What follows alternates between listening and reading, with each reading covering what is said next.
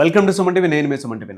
Brain rot అంటే ఏంటి, దాని లక్షణాలు ఏ విధంగా ఉంటాయి, ఎలా గుర్తించాలి, దానివల్ల జరిగేటువంటి నష్టాలు ఏంటి అనేది ఈరోజు మనతో పాటు శ్రీధర్ సిసి నుంచి సుధీర్ సార్ ఉన్నారు. వారి మాటలు తెలుసుకుందాం. నమస్కారం సార్. నమస్కారం అండి. బ్రెయిన్ రాట్ అంటే ఏంటి, దాని లక్షణాలు ఏ విధంగా ఉంటాయి, దాన్ని ఎలా గుర్తించాలి, దానివల్ల జరిగేటువంటి నష్టాలు అసలు ఏ విధంగా ఉంటాయండి? బ్రెయిన్ రాట్ అంటే ప్రాబ్లం పాతదండి, బట్ దానికి కొత్తగా పేరు పెట్టారు ఇప్పుడు. రాటెన్ అంటే కుళ్ళిపోవటం. బ్రెయిన్ రాట్ అంటే మనం బ్రెయిన్కి సరైనటువంటి పని చెప్పక, అది ఎక్కువ ఆలోచించే స్థాయిలోకి తీసుకెళ్ళక, ఆ బ్రెయిన్ కుళ్ళిపోయే స్టేజ్కి మనం తీసుకెళ్తున్నాము అనేది అర్థం, బేసిక్ మీనింగ్. ఈ ప్రాబ్లం ఎవరి వల్ల వస్తుంది, ఈ ప్రాబ్లం దేని వల్ల వస్తుంది అని అంటే, సోషల్ మీడియాలో రీల్స్, షార్ట్ వీడియోస్ ఎక్కువ చూడటం వల్ల వస్తుంది. దీనివల్ల ప్రాబ్లం ఏంటి అని అంటే, less knowledge, more entertainment. Overload అయిపోతుంది ఎంటర్టైన్మెంట్ ఓవర్లోడ్ అయిపోతుంది. సో దీనివల్ల జరిగే నష్టం ఏంటి అని అంటే, ఆలోచన స్థాయి పెరగదు. ఒక సర్కిల్ బేస్డ్ థింకింగ్లో మాత్రమే ఉంటాం. మీరు ఒక రీల్ చూశారు అని అనుకోండి, జస్ట్ ఆ రీల్లో ఉన్న కంటెంటే మీ మైండ్లో తిరుగుతూ ఉంటుంది. బియాండ్ దాని బ్యాక్గ్రౌండ్ మీరు ఆలోచించలేరు. బంగ్లాదేశ్ ఇష్యూ ఉంది, లేదు ఇప్పుడు అమెరికా వెనుజులా ప్రెసిడెంట్ని తీసుకుని వెళ్ళిపోయారు. ఈ ఇన్సిడెంట్, ఈ ఇన్ఫర్మేషన్ చెప్పినప్పుడు జనరల్గా స్టూడెంట్స్లో 99% స్టూడెంట్స్కి అసలు అమెరికా ఎక్కడుంది, వెనుజులా ఎక్కడుంది, వాళ్ళిద్దరి మధ్యలో ఇష్యూ ఏంటి, సెర్చ్ చేస్తారు ఇన్ఫర్మేషన్. సో ఈ ప్రెసిడెంట్కి ఆ ప్రెసిడెంట్కి గొడవ ఏంటి, Venezuela is famous for what, వీళ్ళు వెళ్ళి అటాక్ చేసినప్పుడు ఎలా అటాక్ చేశారనేది ఆలోచిస్తారు. నెక్స్ట్ ఇప్పుడు వెనుజులాలో ఏం జరగబోతుంది, ఇప్పుడు అక్కడ ప్రెసిడెంట్ ఎవరు అవుతారు, అక్కడి నుంచి ఏమైనా రిటాలియేషన్ వస్తుందా, క్రియేటివ్నెస్ కూడా వస్తుంది, క్రియేటివ్ థాట్స్ వస్తాయి. వీళ్ళు ఇలా చేస్తే బాగుంటుంది, వాళ్ళు ఇలా చేస్తుంటే బాగుండేది. సో మనం బ్రెయిన్ అనేది ఆలోచిస్తుంది, ఇక్కడ షార్పెన్ అవుతా ఉంది. మనం ఎంత పని చెప్తే బ్రెయిన్ అంత షార్ప్ అవుతుంది. ఎక్కువ రీల్స్ చూడటము, షార్ట్ వీడియోస్ చూడటం, ఇవి చేసాము అని అనుకోండి, బ్రెయిన్ మనం ఏవైతే చూసామో ఆ సర్కిల్లో మాత్రమే ఉంటుంది తప్ప ఎక్కువ ఆలోచించదు. దీనివల్ల ఈ బ్రెయిన్ రాట్ సిచ్యుయేషన్ వచ్చి ఎక్కువ ఆలోచించి మనం ఎఫిషియెంట్గా మనం పనిచేయలేం. ఓకే.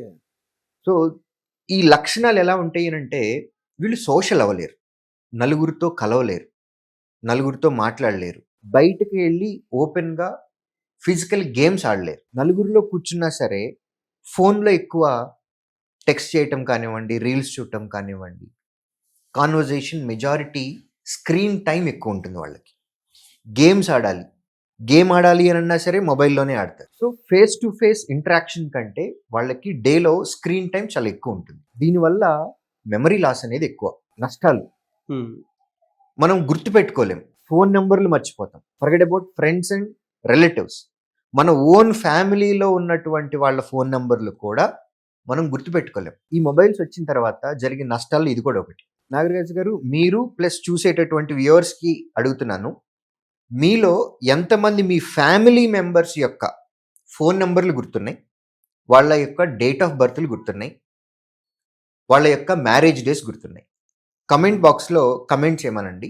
చాలామంది ఆలోచిస్తూ ఉంటారు, ఇప్పుడు మొబైల్ ఫోన్స్ వచ్చిన తర్వాత జరిగిన నష్టాలు ఇదొక భారీ నష్టం. నేను సీరియస్గా చెప్తున్నాను, నేను చాలా ఫోన్ నెంబర్లు నేమ్ కాకుండా బై నంబర్ డైల్ చేస్తాను.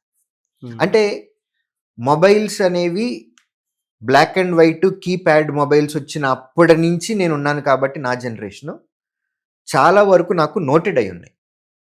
మొబైల్లో వచ్చిన తర్వాత అన్ని సేవ్ చేసుకుంటున్నాం ఇన్ఫర్మేషన్. సో దానివల్ల గ్రేట్ మెమరీ లాస్ ఉంటుంది. దీని ఎఫెక్ట్ ఎట్లా పడుతుంది అని అంటే, మెమరీ లాస్ ఉన్నప్పుడు ఇన్ఫర్మేషన్ గుర్తుండదు. మనకి ఏదైనా టాస్క్ ఇచ్చారు, ఫస్ట్ ఆఫ్ ఆల్ మన డేలో ఒక 10 టాస్కులు చేయాలి అని అంటే, ఒక 2 టాస్కులు చేసిన తర్వాత మిగిలిన టాస్కులు మర్చిపోతాం, ఏం చేయాలో గుర్తుండదు.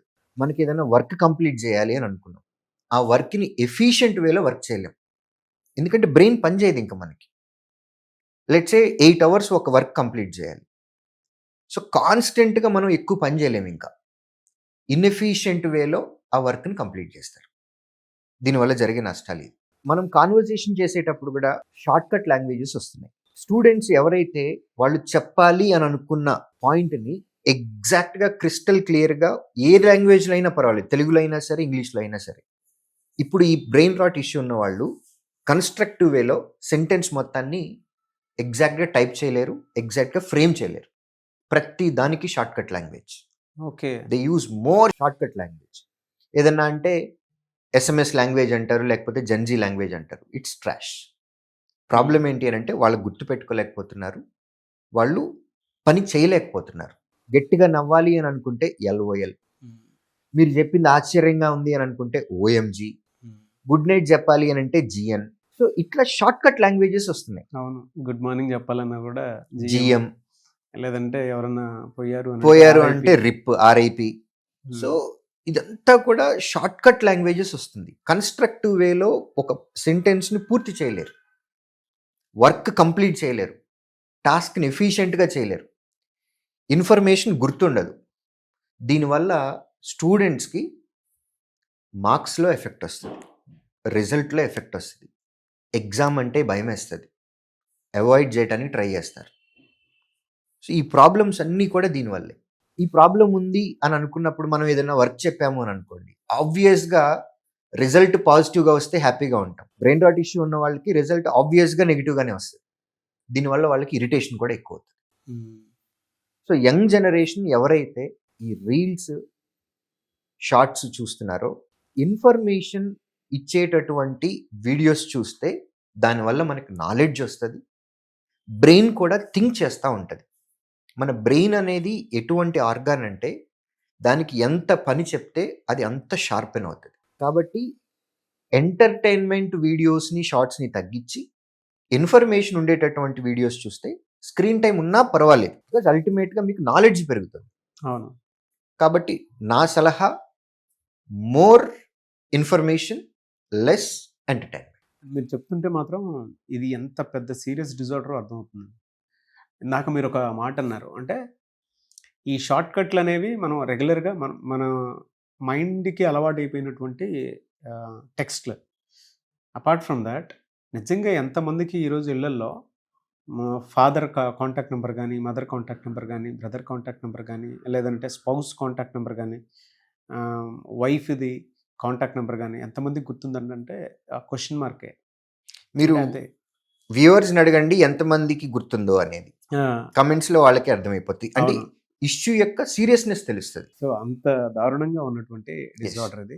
మరి ఎలా సార్, అంటే దీనికి ప్రాపర్గా హ్యాండిల్ చేసుకోవాలి అని అంటే ప్రాసెస్ ఏంటి? నేచర్ అండి. మీరు ప్రాపర్ ఫుడ్ తినాలి, జంక్ ఫుడ్ కాదు. ప్రాపర్ ఫుడ్, హైజీన్ ఫుడ్, ప్రాపర్గా టైంకి తిని టైంకి పడుకోవాలి. మనకి స్లీప్ అవర్స్ అనేవి ఫిక్స్డ్ ఉండాలి.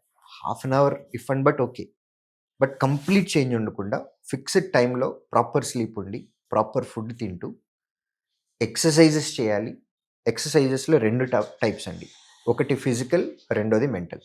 మెంటల్ ఎక్సర్సైజ్ అంటే మెడిటేషన్ కానివ్వండి, యోగా కానివ్వండి, సో బ్రీతింగ్ ఎక్సర్సైజెస్ కానివ్వండి. ఎట్ ద సేమ్ టైం నేచర్కి మనం అలవాటు పడాలి. గ్రీనరీలో ఎక్కువ ఉండాలి, కాంక్రీట్ జంగిల్లో కాదు, ఏసీ రూముల్లో కాదు. డేలో కనీసం ఒక హాఫ్ అన్ అవర్ అయినా సరే మనం చెట్లను చూస్తూ ఉండాలి. ఇది సైన్స్ అండి. గ్రీన్ని మనం ఎక్కువ చూస్తూ ఉంటే కనుక మన మైండ్ బాగా పనిచేస్తుంది. సో నేచర్లో ఉండాలి మనం.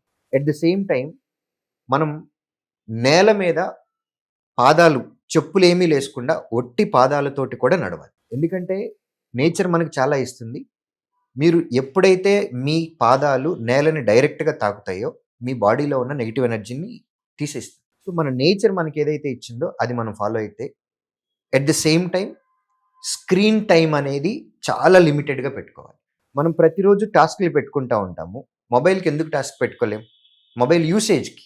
ఫోన్ వచ్చినప్పుడు మాట్లాడన్నాం, ఎవరికన్నా మాట్లాడాలి అని అంటే ఫోన్ వాడుకుందాం. మిగిలిన టైంలో ఫోన్ చూడాలి అనుకున్నప్పుడు దీనికి కూడా ఒక టైం ఎందుకు పెట్టుకోలేం? మనకు బ్రేక్ఫాస్ట్ టైం ఉంది, లంచ్కి టైం ఉంది, డిన్నర్కి టైం ఉంది. ఫోన్లో మనం సోషల్ మీడియా ఎంటర్టైన్మెంట్ చూసే వీడియోస్కి కూడా ఒక టైం పెట్టుకోవాలి. మిగిలిన టైంలో వర్క్ కోసం వాడుకుందాం, ఎంటర్టైన్మెంట్ కూడా ఒక టైం ఫిక్స్ చేసుకుందాం. మొబైల్ యూసేజ్ని ఎంత తక్కువ వాడితే మనం ఈ ఇష్యూలోంచి అంత బయటకు వస్తాము. ఎట్ ద సేమ్ టైం మన నేచర్ ఇచ్చింది మనం చేయాలి. Very detailing knowledge. Thank you so much Sudheer sir. Thank you.